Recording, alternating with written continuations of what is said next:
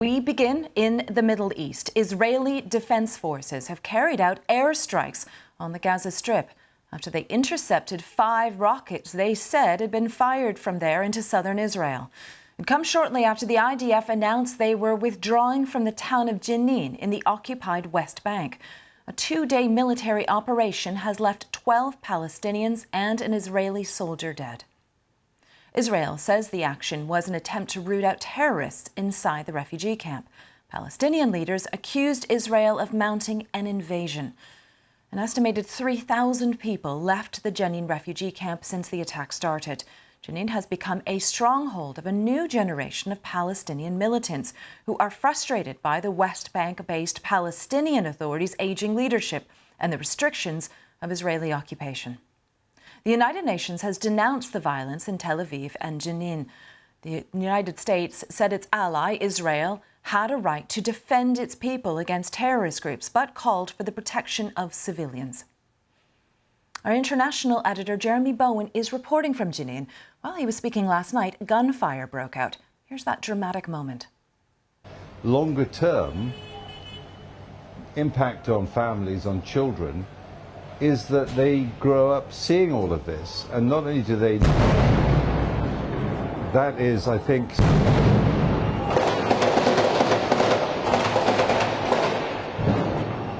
The crowds are scattering down there.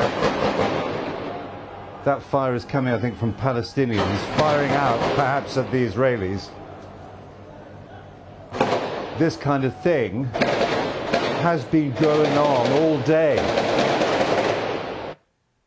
Well, let's go live now to Yulan Nell, who's in Jenin for us. Yulan, can you tell us what activity we've been seeing over the past 12 hours or so?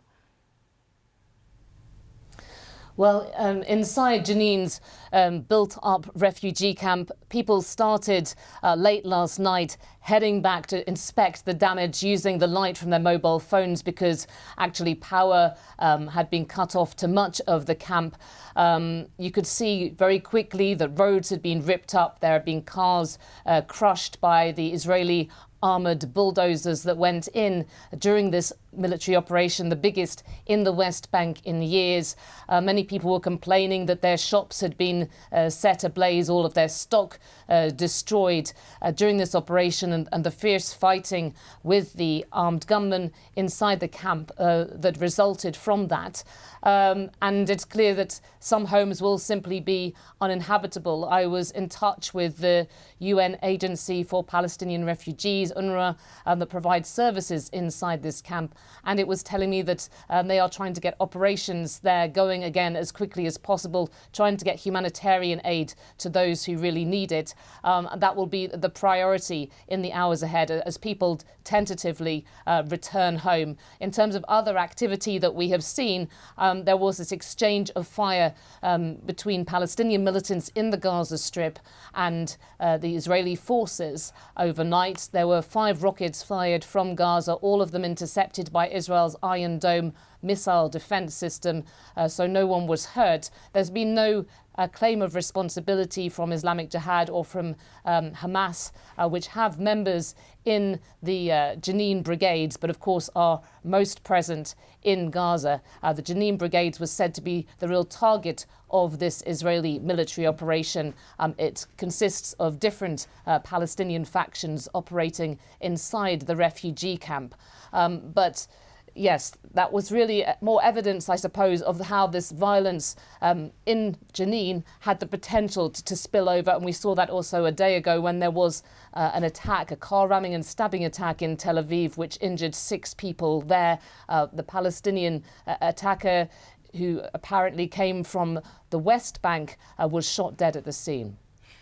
Yulan, we're already hearing from the Israeli Prime Minister Benjamin Netanyahu that this was not a one-time operation. What's been the international response to what's been going on in the past 2 days?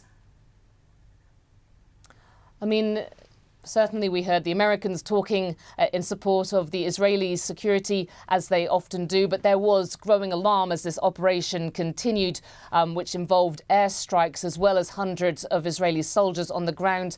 About particularly the humanitarian situation, because this refugee camp is home, the UN says, to nearly 24,000 people. It's a very densely populated place.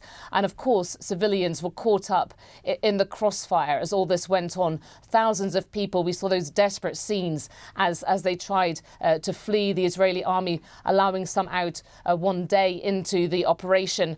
And that really shows us, I think, where we're at in terms of this conflict. If you look at the big picture, yes, Israel hopes that this is going to serve as some kind of deterrent. Palestinians say that it's not the case. It has just caused more anger. And we're already in a phase of the conflict where we're seeing almost daily violence between Israelis and Palestinians, whether it's the Israeli military raids that take place in the West Bank, whether it's Palestinian attacks against Israelis. There are lots of weapons, guns in circulation nowadays. And you have had, of course, a rise in attacks by Jewish settlers in the West Bank on Palestinians. And if you look at the bigger political picture, you were saying, yes, there is really not much faith in the Palestinian leadership in the West Bank. And we've also got Israel's most right-wing government in its history. So no real horizon for peace.